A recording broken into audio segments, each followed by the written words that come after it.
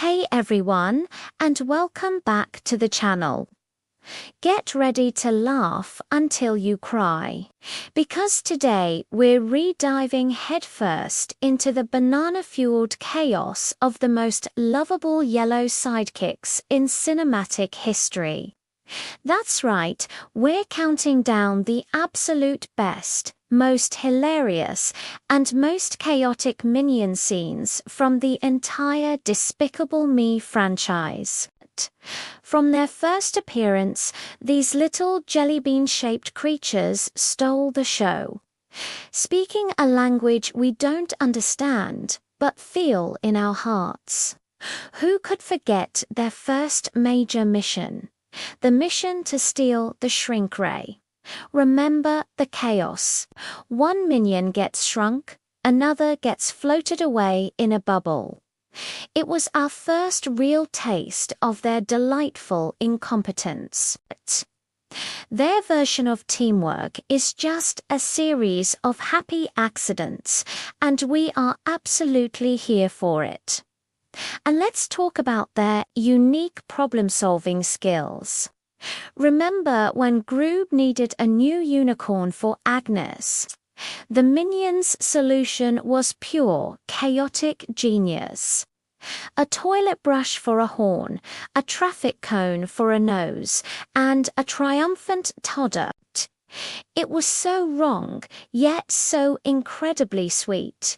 It perfectly shows their unwavering dedication to Gru's family, even if their methods are a little unconventional. That's the minion way. If at first you don't succeed, just add more chaos. Of course, you can't talk about the minions without mentioning their musical talents, or, shall we say, their passion for performance. The Copacabana scene is pure gold, dressed in fruit hats and shaking maracas with everything they've got. They turn a serious moment into an impromptu tropical party, and their rendition of I Swear, absolutely iconic.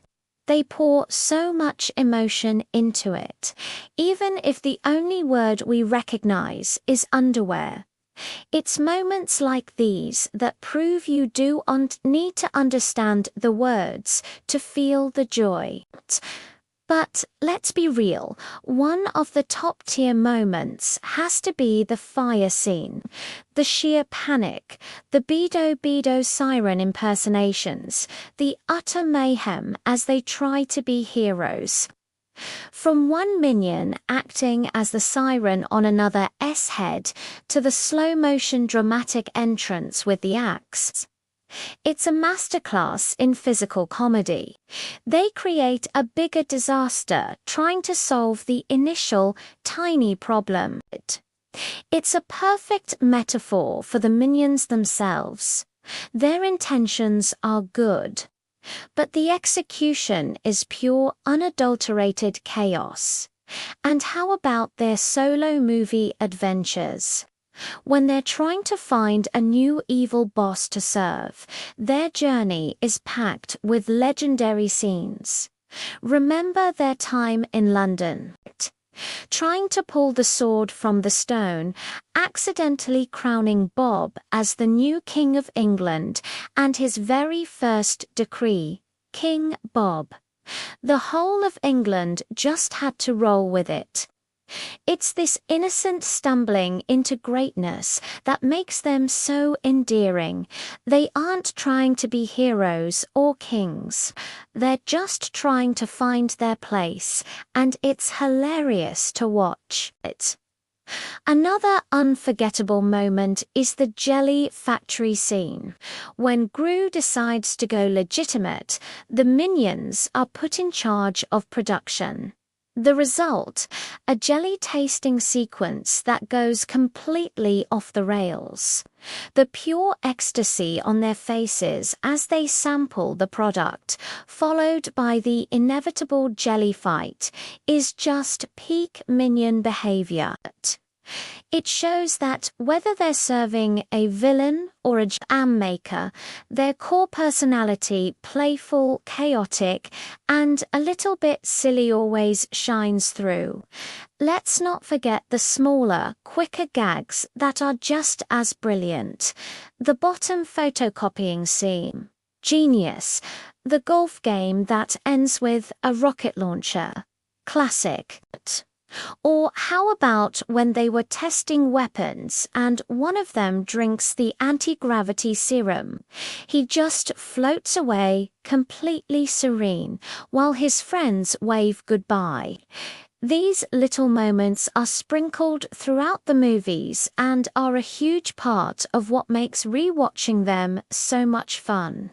You always spot a new, tiny bit of minion madness you missed before. Moving on to Despicable Me 3, their big moment is when they quit. Led by the rebellious Mel, they go to jail, and instead of being scared, they basically take over. They run the yard, get tattoos, and even form a barbershop quartet. Their performance on the prison talent show stage, singing in their unique gibberish opera style, is both bizarre and brilliant. It proves that no matter where they are, the minions will not only survive but thrive, turning any situation into their personal playground. But ultimately, the best minion moments are the ones that show their heart. When they sing a lullaby to the girls, or when they all pile on Gru for a massive group hug, despite all the fart guns and rocket launchers. Their love for their mini-boss and his daughters is the real core of the story. They're not just sidekicks, they're family. A very weird, yellow and chaotic family, but family nonetheless. Their loyalty is as boundless as their energy.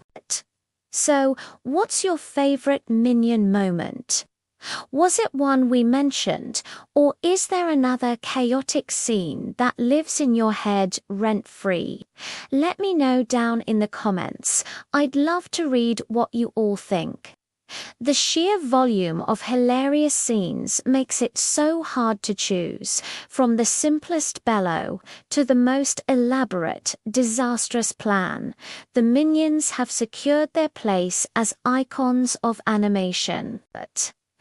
Thanks so much for hanging out and reliving all this wonderful minion mayhem with me today. If you had as much fun as I did, don't forget to hit that like button.